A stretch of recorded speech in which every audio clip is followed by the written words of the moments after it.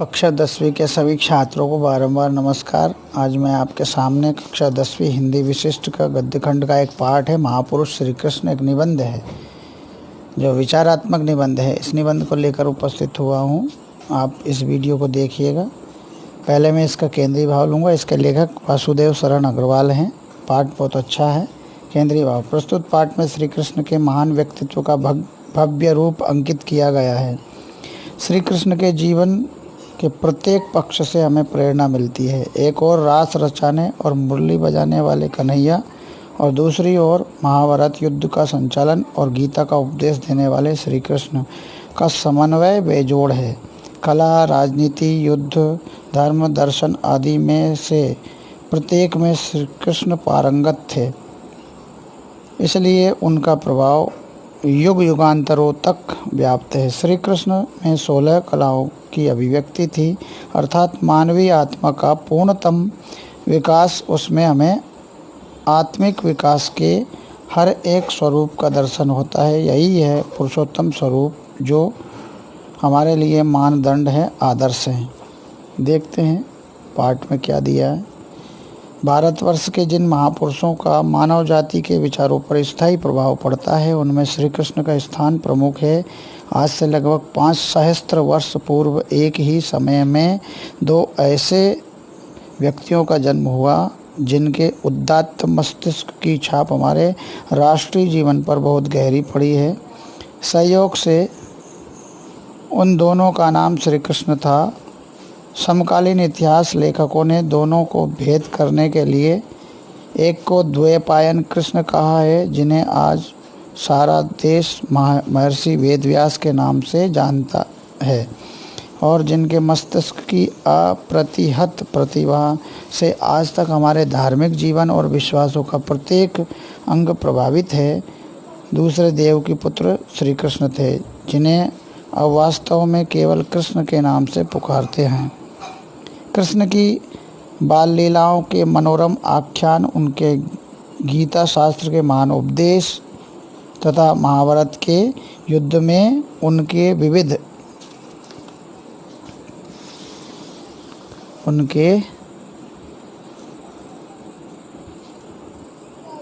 आर्योचित कर्मों की कथाएं आज घर घर में प्रचलित हैं। असंख्य मनुष्यों का जीवन आज कृष्ण के आदर्श से प्रभावित होता है।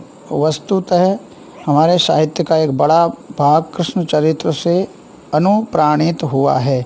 कृष्ण के जीवन की घटनाएं केवल अतीत इतिहास के जिज्ञासुओं के कौतूहल का विषय नहीं है, वरन वे धार्मिक जीवन की गतिविधि को नियंत्रित करने के लिए आज भी भारतीय आकाश में चमकते हुए आकाशदीप की तरह सुशोभित और जीवित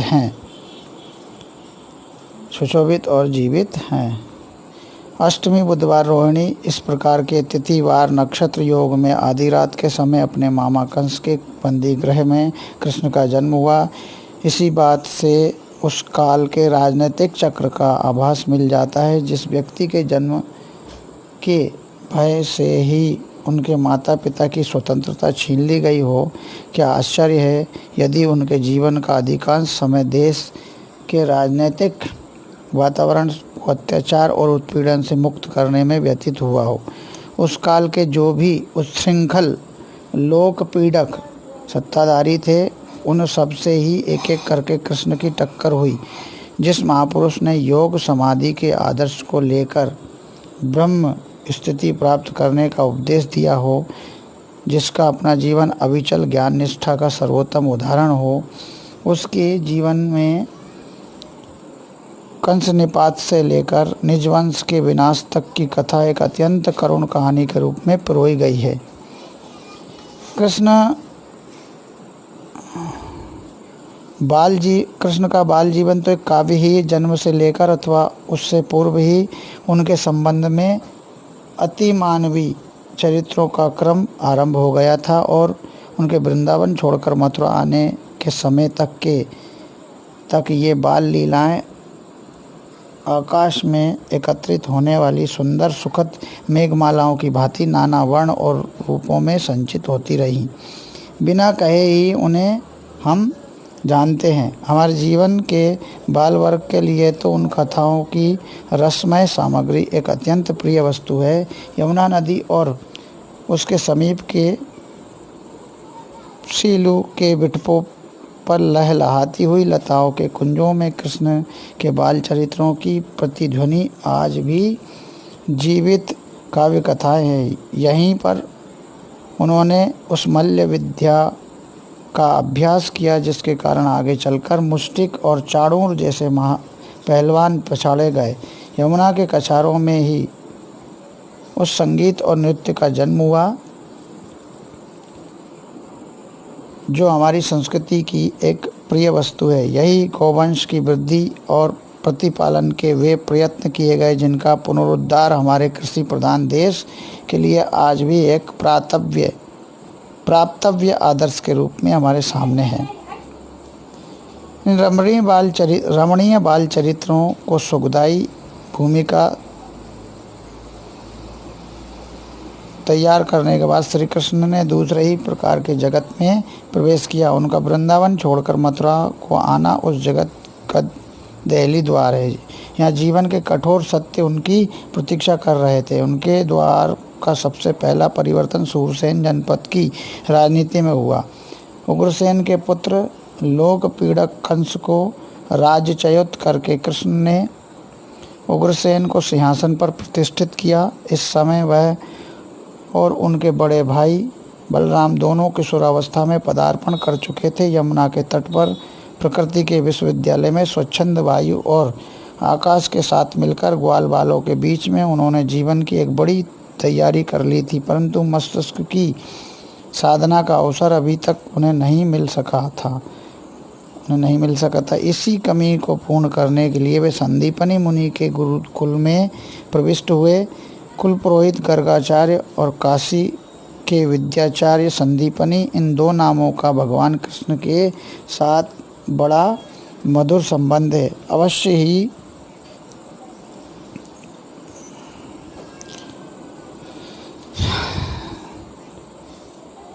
अवश्य ही गीता के प्रवक्ता को अपने ज्ञान का प्रथम बीज आर्ष ज्ञान परंपरा की रक्षा करने वाली तपस्वी ब्राह्मणों से ही प्राप्त हुआ था। जैसे ही संदीपनी ने विद्या समाप्त करके कृष्ण को सत्यम व धर्मम चर वाला अंतिम उपदेश देकर विदा किया, वैसे ही परिस्थिति ने उनका संबंध हस्तिनापुर की राजनीति से मिला दिया।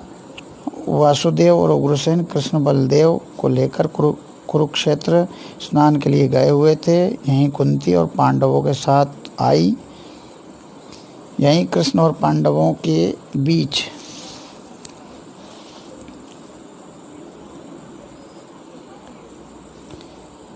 घनिष्ठ संबंध का सूत्रपात हुआ, जिसके कारण आज तक हम योगेश्वर कृष्ण और धनुर्धर पार्थ का एक साथ स्मरण करते हैं। कंसवध के समय ही कृष्ण अपनी राजनीतिक प्रवृत्ति का परिचय दे चुके थे। हस्तिनापुर की राजधानी के साथ संपर्क होने के बाद उस प्रवृत्ति की और भी उत्तेजना मिली। उन्होंने यह अनुभव किया कि इस देश में एक बड़ा प्रबल संगठन उन राजाओं का है जो भारतीय राजनीति की प्राचीन लोक पक्षीय परंपराओं के विरुद्ध निरंकुश होकर राजशक्ति का प्रयोग करते हैं और जिनके कारण प्रजा में क्षोभ और कष्ट है। कृष्ण का बाल जीवन लोक की गोद में पला था। वे स्वयं निज जाति की अंधकार वृष्णि शाखा के जो एक गणराज्य था सदस्य थे। इसी कारण उनकी सहानुभूति स्वभावतः लोक के साथ थी। जैसे जैसे कारण उपस्थित होते गए, एक एक अत्याचारी शासक से उनका संघर्ष हुआ। मगध की राजधानी गिरिव्रज में बलि जरासंध का वध कर उन्होंने उसके पुत्र सहदेव का अभिषेक किया।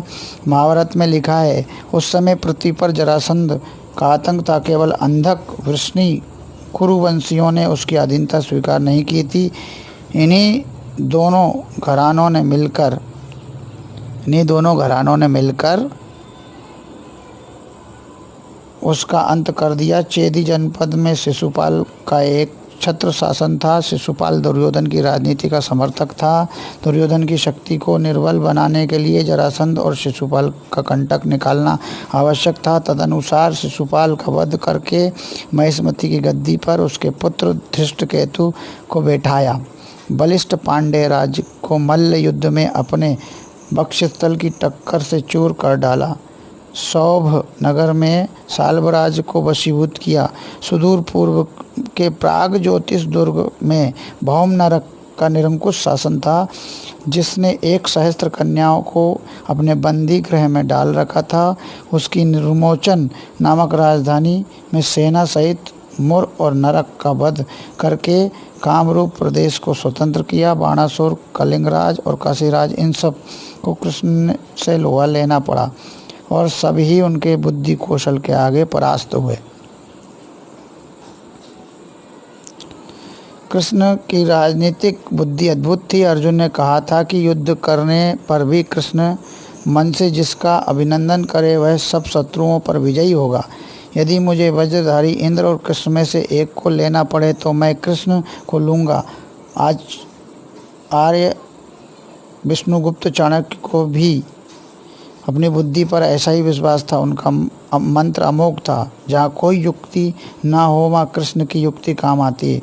धृतराष्ट्र की धारणा थी कि जब तक एक रथ पर कृष्ण और अर्जुन, अदिज्य, गांडीव, धनुष हैं, ये तीनों एक साथ हैं, तब तक 11 अक्षौणी सेना होने पर भी कौरवों की विजय असंभव है। महाभारत का युद्ध भारतीय इतिहास की एक बहुत दारुण घटना है। इस प्रलयकारी युद्ध में दुर्योधन की ओर से गांधार, वाल्हीक, कंबोज, कैकई, सिंधु, मद्र, त्रिगर्त यानी कांगड़ा, सारस्वतगण, मालव और अंग आदि देशों के योद्धा प्रवृत्त हुए। युधिष्ठिर की ओर से विराट, पांचाल, काशी, चेदी, संजय आदि वंशों के योद्धा युद्ध के लिए आए। ऐसे भयंकर विनाश को रोकने के लिए कृष्ण से जो कुछ प्रश्न हो सकता था उन्होंने किया। वे पांडवों की ओर से समस्त अधिकारों को लेकर संधि करने के लिए हस्तिनापुर गए। वहां उन्होंने धृतराष्ट्र की सभा में जो तेजस्वी भाषण दिया उसकी ध्वनि आज भी इतिहास में गुंजायमान है। उन्होंने कहा, कौरवों और पांडवों में बिना वीरों का नाश हुए ही शांति हो जाए, मैं यही प्रार्थना करने आया हूँ। धृतराष्ट्र ने कहा, हे कृष्ण, मैं समझता हूँ तुम दुर्योधन को समझा सको तो प्रयत्न करो। कृष्ण ने दुर्योधन से कहा, समय शर्म भवेत् तात, अर्थात हे तात, शांति से ही तुम्हारा और जगत का कल्याण होगा।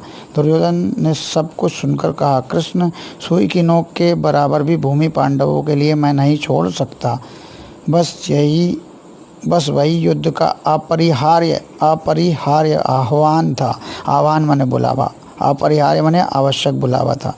देव की इच्छा के सामने भीष्म और द्रोण जैसे नर रत्नों की भी रक्षा न हो सकी।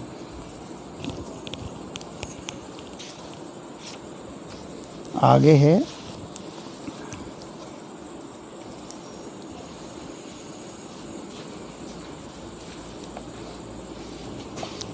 कृष्ण को हमारे देश के अनेक लेखकों ने 16 कलाओं का अवतार कहा है। इसका तात्पर्य क्या है? ये स्पष्ट है कि भिन्न भिन्न वस्तु को नापने के लिए भिन्न भिन्न परिमाणों का प्रयोग किया जाता है। दूरी को नापने के लिए और नाप है, काल को नापने के लिए और बोझ के लिए और। इसी प्रकार मानवीय पूर्णता को प्रकट करने के लिए कला की नाप है। 16 कलाओं से चंद्रमा का स्वरूप संपूर्ण होता है। मानवीय आत्मा का पूर्णतम विकास भी 16 कलाओं के द्वारा प्रकट किया जाता है। कृष्ण में 16 कलाओं की अभिव्यक्ति थी, अर्थात मनुष्य का मस्तिष्क मानवीय विकास का जो पूर्णतम आदर्श बन सकता है वह हमें कृष्ण में मिलता है। नृत्य, संगीत, वादित्र, वाग्मिता, राजनीति, योग, आध्यात्म, ज्ञान सबका एकत्र समवाय कृष्ण में पाया जाता है।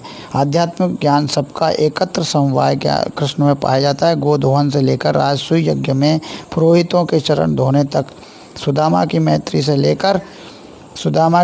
से लेकर युद्ध भूमि में गीता के उपदेश तक उनकी ऊंचाई एक पैमाना है जिस पर सूर्य की किरणों कि रंग बिरंगी पेटी की तरह आत्मिक विकास के हर एक स्वरूप का दर्शन होता है। कृष्ण भारतवर्ष के लिए एक अमूल्य निधि है। वे हमारे राष्ट्रीय संस्कृति के सर्वश्रेष्ठ प्रतिनिधि हैं। जिस प्रकार पूर्व और पश्चिम के समुद्रों के बीच प्रदेश को व्याप्त करके गिरिराज हिमालय पृथ्वी के मानदंड की तरह स्थित हैं, उसी प्रकार ब्रह्म धर्म और छात्र धर्म, ये क्षत्रिय धर्म नहीं, युद्ध वाला धर्म, छात्र धर्म, इन दोनों मर्यादाओं के बीच की उच्चता को व्याप्त करके श्री कृष्ण चरित्र की पूर्ण मानवीय विकास के मानदंड की तरह स्थित हैं। इस प्रकार यह पाठ था। देखिएगा इस वीडियो को। धन्यवाद।